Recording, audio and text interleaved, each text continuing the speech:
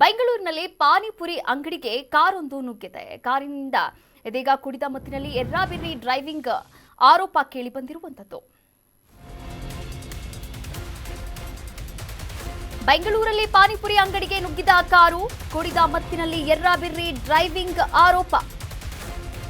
B L ಲೇಔಟ್ನಲ್ಲಿ ಚಾಟ್ಸ್ಗೆ ನುಗ್ಗಿದ car ನುಗ್ಗಿಸಿ chaats ಓನರ್ಗೆ ಚಾಲಕ ಆವಾಜ್ ಹಾಕಿದಂತಹ ಘಟನೆ ನಡೆದಿದೆ. ಕಾಮಾಕ್ಷಿಪಾಳ್ಯ ಸಂಚಾರ ಪೊಲೀಸರಿಂದ ಪರಿಶೀಲನೆ.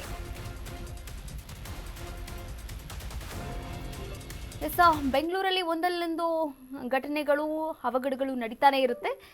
ನಿನ್ನೆಯೂ ಕೂಡ ಒಂದು ಅವಘಡ ನಡೆದಿರುವಂಥದ್ದು. ಬೆಂಗಳೂರಲ್ಲಿ ಪಾನಿಪುರಿ ಅಂಗಡಿಗೆ ಕಾರೊಂದು ನುಗ್ಗಿರುವಂಥದ್ದು. ನೀವು ಕೂಡ ದೃಶ್ಯಾವಳಿಗಳಲ್ಲಿ ಗಮನಿಸಬಹುದಾಗಿದೆ. ಇನ್ನು ಪಾನಿಪುರಿ ಅಂಗಡಿಯ ಸಾಮಾನುಗಳೆಲ್ಲವೂ ಕೂಡ ಬಿದ್ದಿರುವಂಥದ್ದು.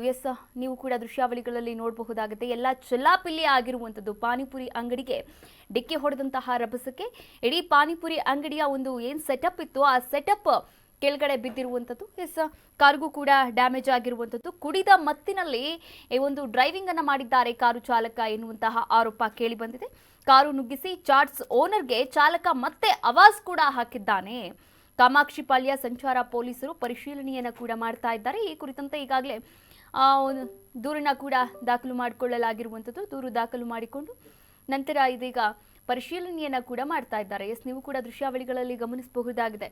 ಅಂದ್ರೆ ಕುಡಿದ ಮತ್ತಿನಲ್ಲಿ ಒಂದು ಅಜಾಗರೂಕತೆಯಿಂದ ಚಾಲನೆ ಮಾಡಿ ಮತ್ತೆ ಪಾನಿಪುರಿ ಅಂಗಡಿಯ ಮಾಲೀಕನಿಗೆ ಒಂದು ಆವಾಜ್ ಹಾಕಿರುವಂಥದ್ದು.